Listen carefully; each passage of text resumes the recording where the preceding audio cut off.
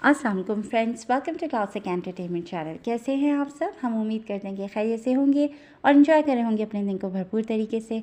और हम आपके लिए लेकर आ गए हैं सिलसिला नावल क़ल्ब-ए कायान एपिसोड 15, जिसको आपके लिए तहरीर करी है सीमा शाहिद। तो फिर जल्दी से चलते हैं नावल की तरफ, मगर उससे पहले अगर आप हमारे चैनल पर नए हैं तो हमारे चैनल को लाइक और सब्सक्राइब कीजिए, आइकन बटन दबाइए ताकि हमारी नई और हमारी वीडियोस आपको सबसे पहले देखने को मिले और आप कोई एपिसोड मिस ना कर सकें। जल्दी से चलते हैं नावल की तरफ। कायान सुकून से अपने ट्राउज़र की जेब में हाथ डाले उसे देख रहा था, जिसके चेहरे पर उलझनें साफ नुमायाँ थीं, जो रात भर एक लम्हे को सुकून से नहीं सोई थी। देखो योर ऑनर, हमारे हिसाब से इस वक्त हमारा बेस्ट डिफेंस मेरा सबके सामने आना है और खुलकर आना है, ताकि तुम तक पहुंचने से पहले सबको मुझसे गुजरना पड़े। और रही बात मीडिया की, वो रुका और अपनी बात गौर से सुनती हुई अरीना अलवी को गौर से देखा। उन्हें एक एजेंट से ज़्यादा एक्टर, एक्ट्रेसेस, टिकटॉक आर्टिस्ट में दिलचस्पी होती है। इस केस में मुझे तुम्हारे बॉडीगार्ड के रूप में ज़िंदा देखकर चंद एक चौंकेंगे, 2-4 सवाल पूछेंगे और बस। कायान 2 कदम आगे चलकर उसके नज़दीक आया और अरीना के दोनों शानों पर हाथ रखकर उसकी सब्ज आँखों में अपनी आँखें डालीं। ये जो दुनिया है ना, ये चढ़ते सूरज की पूजा करती है। चंद हज़ार मामूली कमाने वाले मारखोर की उनकी नज़र में कोई अहमियत नहीं होती। और मैं सबको बता दूंगा कि कुछ अरसे के लिए मैं छुट्टी पर था और अब अपनी प्राइवेट सिक्योरिटी एजेंसी खोलकर तुमसे रब्ता किया, अपनी सर्विसेज ऑफ़र की और तुमने मुझे अपना बॉडीगार्ड हायर कर लिया। सिंपल। उसने सारी प्लानिंग बताई। मगर तुम मेरे बॉडीगार्ड तो नहीं हो, अरीना उलझी। तो फिर क्या हूँ योर ऑनर? कायान सादी ने गंभीर लहजे में सवाल किया। हमारा निकाह हुआ है तो मेरे हस्बैंड हो। अरीना ने संजीदगी से उसे देखा। वो निकाह मीडिया या दुनिया के सामने हमने डिस्क्लोज़ नहीं किया है और मैं समझता हूँ करना भी नहीं चाहिए। कायान के लहजे में एक अजीब सी यासियत थी, खालीपन का एहसास था। क्यों? अरीना की आंखों में तहय्युर उभरा था। वो निकाह तुमने खुद को बाशु दादा से बचाने के लिए मजबूरन किया था और बाशु दादा अच्छी तरह से जान चुका है कि हम रिलेशन में हैं। अब सारी दुनिया में ढिंडोरा पीट कर मैं अपने और तुम्हारे लिए मुश्किलात पैदा नहीं करना चाहता। वो रुखाई से बोलता हुआ अरीना को शॉक कर गया था। क्या वो उसके लिए सिर्फ एक ढिंडोरा थी? अरीना को दुख हुआ। इस वक्त तुम्हारी ये गलती सारा खेल बिगाड़ सकती है। कायान ने शॉक्ड खड़ी अरीना को तासुफ से देखते हुए कहा कि इतना आसान नहीं था अपनी मनपसंद औरत से रिश्ता बनाकर उसे खुद से दूर करना, लेकिन शायद अरीना के हक़ में यही बेहतर था। वो सिर्फ उसकी भलाई चाहता था।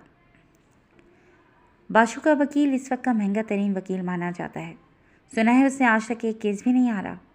इसीलिए इस वक्त मैं नहीं चाहता कि हमारे रिश्ते की वजह से तुम्हारे लिए कोई स्कैंडल खड़ा हो या लोग तुम्हारे ऊपर उंगलियां उठाएं, गॉसिप करें। क्योंकि वो रुका, उसकी आंखों में सुर्खी उभरने लगी थी। उसने बेख्तियारी से अरीना को अपनी गिरफ्त में लिया और अपनी गहरी नज़रें उसके चेहरे पर जमाईं। तुम्हारी तरफ उठने वाली हर बदनिगाह, हर उंगली, हर हाथ को मैं तोड़ कर रख दूंगा। अगर तुम नहीं चाहती कि मेरे हाथों खून खराबा हो तो बस मुझे दुनिया के सामने सिर्फ अपने बॉडीगार्ड की हैसियत से पेश होने दो। वो बला के सर्द लहजे में उसकी सब्ज आंखों में आंखें डाली अपनी बात मुकम्मल करके सीधा हुआ और उसे अपनी गिरफ्त से आज़ाद किया। ये तो अच्छी बात है ना? अरीना हमवार लहजे में बोलती हुई कायान को हैरान कर गई। मेरा लोगों को कत्ल करना, मारना पीटना? उसने अबरू उचकाकर पूछा। नहीं, मेरा मतलब अगर मेरा कोई स्कैंडल या इशू सामने आता है तो 100% मुझे जज के ओहदे से सस्पेंड करके इंक्वायरी बिठा दी जाएगी और बाशु दादा का केस भी फिर किसी और जज को दे दिया जाएगा। इस तरह जब मैं ही उसके काम की नहीं रहूँगी तो परीसा को गैरगमाल बना कर रखना उसके लिए बेकार होगा और वो उसे छोड़ देगा। अरीना ने बात मुकम्मल करके कायान को देखा, जिसका चेहरा इस वक्त सपाट था। वो क्या सोच रहा था, किस मूड में था, ये अंदाज़ा करना नामुमकिन था। क्यों, ऐसा हो सकता है ना? अरीना ने सवालिया नज़रों से उसे देखा। हाँ, कायान ने जवाब दिया, मगर मैं ऐसा होने नहीं दूंगा। वो पलटा और किचन से बाहर निकलते हुए दरवाजे पर रुका। وقت کم ہے یور آنر، جلدی سے ریڈی ہو جاؤ، ہمیں کورٹ جانا ہے اور آج میں ہر لمحے تمہارے ساتھ سائے کی طرح رہوں گا۔ اگر کسی بھی مقام پر تمہیں کچھ بھی غلط محسوس ہو تو بس مجھے آنکھ سے اشارہ کر دینا، میں سب سنبھال لوں گا، تم سمیت۔ وہ اپنی بات مکمل کر کے اس کی سنے بغیر کچن سے نکل کر اپنے کمرے میں تیار ہونے چلا گیا تھا کہ آج جج ارینا الوی کورٹ جوائن کر رہی تھی اور اس کی عدالت میں آج باجو دادا کا ٹرائل شروع ہو رہا تھا۔ وہ جاتے ہوئے کایان کی پشت پر نظریں جمائے ساکت کھڑی تھی۔ کایان سادی، ایک ایسا مرد جسے وہ ہزار کوششوں کے باوجود کبھی بھی سمجھ نہیں سکتی تھی، وہ کسی پزل باکس سے کم نہیں تھا۔ سفید کاٹن کے کلف لگے قمیض شلوار سوٹ میں ملبوس، اپنے بالوں کا جوڑا بنائے، سفید دوپٹہ سر پر اوڑھے، کالا مخصوص گاؤن پہنے، ایک ہاتھ میں نازک سی کالی پٹے والی گھڑی، پیروں میں سیاہ کوٹ شوز پہنے وہ باہر نکلی۔ سامنے ہی گاڑی سے ٹیک لگائے، سفید شرٹ، بلیک ڈریس پینٹ، ہولسٹر میں 2 پستول ٹکائے، اوپر بلیک کوٹ پہنے، گلی میں ٹائی اور بالوں کو جیل سے سیٹ کیے، کایان سادی اس کا انتظار کر رہا تھا۔ ارینا کے نزدیک آتے ہی اس نے پیچھے کا دروازہ کھولا۔ میں آگے بھی بیٹھ سکتی ہوں، ارینا نے ٹوکا۔ یور آنر، اس وقت میں آپ کا شوہر نہیں بلکہ باڈی گارڈ ہوں اور آپ پیچھے ہی بیٹھیں گی۔ وہ اسے اندر بٹھا کر دروازہ بند کر کے خود آگے ڈرائیونگ سیٹ پر آ کر بیٹھ گیا تھا۔ گاڑی تیزی سے اندرون شہر ہائی کورٹ کی طرف دوڑ رہی تھی۔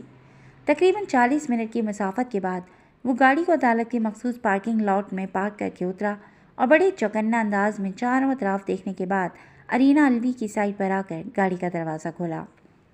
کم مائی لیڈی، اس نے ادب سے ارینا کو اترنے کا کہا اور خود اس کے ساتھ چلتے ہوئے اس کے ساتھ اوپر اس کے آفس میں آیا، جہاں کلرک جمشید صاحب ان دونوں کا انتظار کر رہے تھے۔ کورٹ میں کسی بھی قسم کے ہتھیار لانے پر پابندی تھی۔ سویلین کی باقاعدہ اندر داخل ہونے سے پہلے سخت چیکنگ کی جاتی تھی۔ ارینا نے جمشید صاحب سے کہہ کر سب سے پہلے کایان کے لیے گن رکھنے کی پرمیشن الاٹ کرائی۔ پھر جمشید صاحب نے اسے آج کی پیشیوں کے متعلق بریف کیا۔ آپ تیار ہیں یور آنر؟ کلرک جمشید نے باشو دادا کی فائل ارینا کے سامنے بڑھائی۔ یس، وہ نروس سی پر ظاہر نہیں کر رہی تھی۔ چلیں پھر کورٹ میں چلتے ہیں، آج سے باجو دادا کا ٹرائل شروع ہو رہا ہے، آپ کی پہلی سماعت اسی کی ہے۔ وہ سنجیدگی سے بولے تو ارینا اس بات میں سر ہلاتی ہوئی ان کے ساتھ کایان کی ہمراہی میں اپنے آفس سے نکل کر کمرہ عدالت کی طرف بڑھ گئی۔ ادھیڑ عمر، دراز قد، سفید بالوں والے باوردی بیلف نے ارینا کی آمد پر بآواز بلند سب کو کھڑا ہونے کا کہا۔ ارینا کے داخل ہوتے ہی مچھلی بازار بنے کورٹ میں سناٹا چھا گیا تھا۔ وہ باوقار طریقے سے چلتی ہوئی اوپر اپنی سیٹ پر جا کر بیٹھی۔ کرسی پر بیٹھ کر اسے میڈیا، نیوز پیپرز کے افراد سے کھچا کھچ بھرے کورٹ پر ایک تائرانہ نظر ڈالی۔ عدالت کا اکلوتا پنکھا مناسب ہوا دینے سے قاصر تھا۔ سگریٹ سگار کی بو ماحول میں رچی ہوئی تھی۔ وہ نروس تھی، اسے اپنی بیٹی کا بھی خیال تھا۔ اس کے عین سامنے والی بینچ پر کایان سادی مستعد بیٹھا ہوا تھا۔ نظریں ملتے ہی کایان نے اسے ریلیکس رہنے کا آنکھوں سے اشارہ کیا تھا۔ جج ارینا الوی کے کرسی پر بیٹھتے ہی سب افراد اپنی اپنی جگہ پر بیٹھ گئے تھے۔ لکڑی کی اونچی میز کو انگلیوں سے بجاتے ہوئے ارینا نے اپنی نروسنس کو کنٹرول کرنے کی کوشش کی تھی۔ سامنے بائیں جانب اپنی وکیلوں کے جھرمٹ میں اونچا لمبا سا سوٹ کوٹ میں ملبوس باشو دادا بیٹھا ہوا تھا۔ اس کی اکلوتی بیٹی اس آدمی کے قبضے میں تھی جو اپنے ٹرائل کے پہلے دن ہی باعزت بری ہونا چاہتا تھا، اور یہی وہ کر نہیں سکتی تھی۔ بیلف ارینا کے آگے فائل رکھ رہا تھا اور سامنے بیٹھے کایان کو اپنے ٹرائل کے دن یاد آ رہے تھے، جب وہ مجرموں کے کٹہرے میں کھڑا ہو کر وکیل کو اپنی عزت اتارتے ہوئے دیکھتا تھا۔ پھر اس کے ہاتھوں ایک نیا مشغلہ لگ گیا تھا۔ وہ سب سے بے نیاز بس جج ارینا الوی کو گھوتا رہتا تھا کہ یہ چہرہ اسے سب بھلا دیتا تھا۔ ڈرو مت، میں یہی ہوں۔ اس کے کانوں میں کایان کی سرگوشی ابھری تھی، جیسے وہ اس کے بہت پاس ہو۔ ارینا نے سامنے کایان کو دیکھا تو وہ آنکھوں ہی آنکھوں میں اسے تسلی دے کر اسٹارٹ کرنے کا اشارہ کر گیا تھا۔ دل ہی دل میں اللہ کا نام لے کر ارینا نے ایک گہری سانس بھری اور ٹرائل شروع کرنے کا حکم دیا۔ باوردی بیلف نے بآواز بلند کیس کی ہائی لائٹ پڑھی اور پرچہ ارینا کی ڈیسک پر رکھ کر اپنی جگہ پر جا کر بیٹھ گیا۔ مسٹر خواجہ، کیا آپ تیار ہیں؟ ارینا نے نرمی سے باشو دادا کے وکیل سے سوال کیا۔ Yes your honour, ready for defence, 60 سال کے سینئر پروسیکیوٹر نے کھڑے ہو کر جواب دیا تو ارینا نے اس بات میں سر ہلاتے ہوئے ڈسٹرکٹ اٹارنی کی طرف دیکھا۔ طارق صاحب، آپ تیار ہیں؟ جی your honour, ready for prosecution. وہ بمشکل اپنا وزن سنبھالتے ہوئے اٹھے۔ مقدمہ پیش کیا جائے۔ ارینا کی صاف اونچی باوقار آواز ابھری۔ یور آنر، ملزم اسمگلر باشو دادا پر 2 صحافیوں کو کھلے عام بے دردی سے قتل کرنے کا الزام ہے۔ پروسیکیوٹر نے تمہید باندھنی شروع کی۔ آبجیکشن یور آنر، میرے ساتھی وکیل بنا کسی ثبوت کے میرے کلائنٹ کو اسمگلر کہہ رہے ہیں۔ باشو کا وکیل کھڑے ہوتے ہوئے بولا۔ آبجیکشن اوور رولڈ، آپ بات مکمل کریں۔ ارینا نے پروسیکیوٹر کو اشارہ کیا۔ باشو دادا کے خلاف پنڈورا باکس کھل چکا تھا اور وہ بڑے اطمینان سے ٹانگ پر ٹانگ رکھے ارینا کو گھورے جا رہا تھا، جیسے اسے پورا یقین ہو کہ اس سب فضول بکواس کے بعد وہ اسے باعزت بری کر دے گی۔ ارینا کو خود پر جمی باشو دادا کی نظروں کا بھرپور احساس تھا۔ دونوں وکیل کے درمیان گھمسان کا رن پڑا ہوا تھا۔ ارینا کی پوری توجہ پروسیکیوٹر کی طرف سے پیش کیے جانے والے سوالات پر تھی۔ شام 5 بجے کے قریب جا کر ارینا نے عدالت برخاست کرنے کا اعلان کیا کہ کافی وقت ہو چکا تھا۔ تمام بیانات سننے کے بعد عدالت اس نتیجے پر پہنچی ہے کہ ابھی اس کیس میں بہت کچھ دونوں اطراف سے سامنے آنا باقی ہے۔ کل اس کیس کی سماعت دوبارہ کی جائے گی۔ وہ عدالت برخاست کر کے باشو دادا کی خونخوار نظروں کو نظر انداز کرتی ہوئی پچھلے دروازے سے کمرہ عدالت سے نکل کر کوریڈور سے گزرتی ہوئی اپنے آفس میں جا رہی تھی، جہاں جمشید صاحب اس کا انتظار کر رہے تھے۔ اس کے اندر آتے ہی کلرک جمشید نے بوتل سے پانی کا گلاس بھر کر اس کے سامنے رکھا۔ تھک گئی ہیں آپ؟ کلرک جمشید نے اس کے پھیکے پڑتے چہرے کو دیکھ کر سوال کیا۔ تھکی تو نہیں ہوں، مگر یہ ٹرائل کیا میں انصاف کر پاؤں گی؟ وہ الجھی ہوئی تھی۔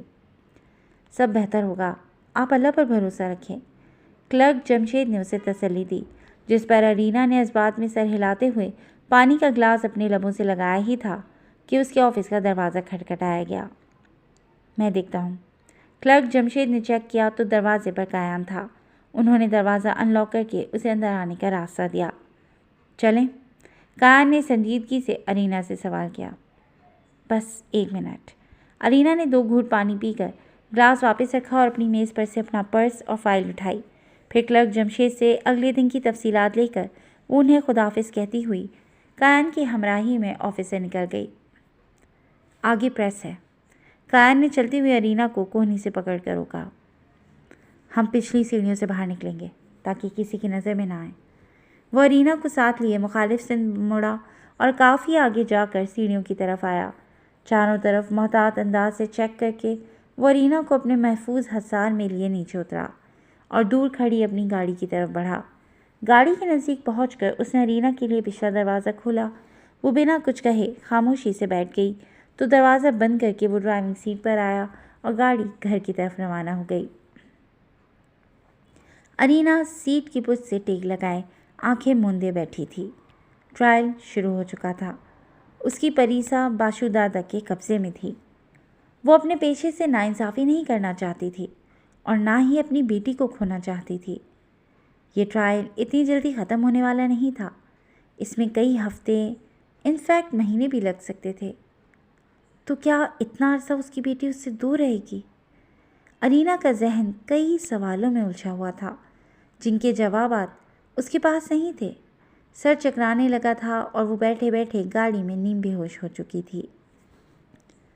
پریسا، رات کا نہ جانے کون سا پہر تھا جب اچانک سے ارینا کی آنکھ کھلی تھی۔ اس کا دل زور زور سے دھڑک رہا تھا، حلق خشک ہوا پڑا تھا، شاید اس نے کوئی ڈراؤنا خواب دیکھا تھا۔ میں یہاں؟ اپنے حواسوں پر قابو پا کر اس نے حیرت سے خود کو اپنے بیڈ روم میں بیڈ پر لیٹے ہوئے دیکھا۔ قیام کدھر ہے؟ وہ تیزی سے کمفرٹر ہٹاتی ہوئی بستر سے اتری۔ باہر لابی کی لائٹ جل رہی تھی۔ وہ آہستگی سے چلتی ہوئی آگے بڑھی۔ پورا گھر خالی تھا۔ قیام سعدی کہیں نہیں تھا۔ وہ ایک ایک کمرہ دیکھتی ہوئی کچن میں آئی۔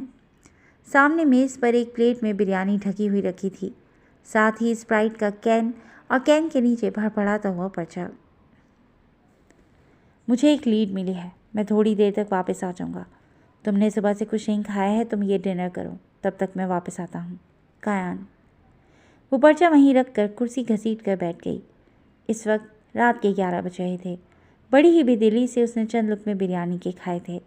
وقت گزر رہا تھا، اب رات کے 2 بج رہے تھے اور کایان کا کچھ پتہ نہیں تھا۔ ارینا کے دل کی دھڑکنیں تیز ہوتی جا رہی تھیں۔ اگر وہ واپس نہیں آیا تو؟ اگر اسے باشو کے آدمیوں نے پکڑ لیا ہو تو وہ کیا کرے گی؟ اتنی رات گئے وہ اکیلی اسے ڈھونڈنے بھی نہیں جا سکتی تھی۔ وہ FIA کے چیف کاظم پاشا سے مدد لے سکتی تھی، مگر کایان نے اسے FIA، پولیس، انٹیلیجنس سب سے سختی سے دور رہنے کا حکم دیا تھا کہ کالی بھیڑیں کہیں بھی ہو سکتی تھیں۔ کہاں ہو تم کایان؟ ڈیم یو، میرے ساتھ ایسا مت کرو۔ وہ بڑبڑاتی ہوئی اٹھی اور ننگے پیر ہی باہر صحن میں آ کر تاروں کی روشنی میں ٹہل کر اس کا انتظار کرنے لگی۔ جی دوستوں، آج کے لیے بس اتنا ہی۔ کیسی لگی آپ کو آج کی ایپیسوڈ؟ یقیناً پسند آئی ہوگی۔ ہمیں اپنے کمنٹ سیکشن میں اپنی قیمتی رائے سے ضرور آگاہ کیجیے گا کہ آپ کو یہ ناول کیسا لگ رہا ہے، اور جڑے رہیے گا کلاسک انٹرٹینمنٹ چینل کے ساتھ، جہاں بہت جلد ہم ایک نئی ایپیسوڈ لے کر حاضر ہوں گے۔ ٹل دین ٹیک کیئر اینڈ اللہ حافظ۔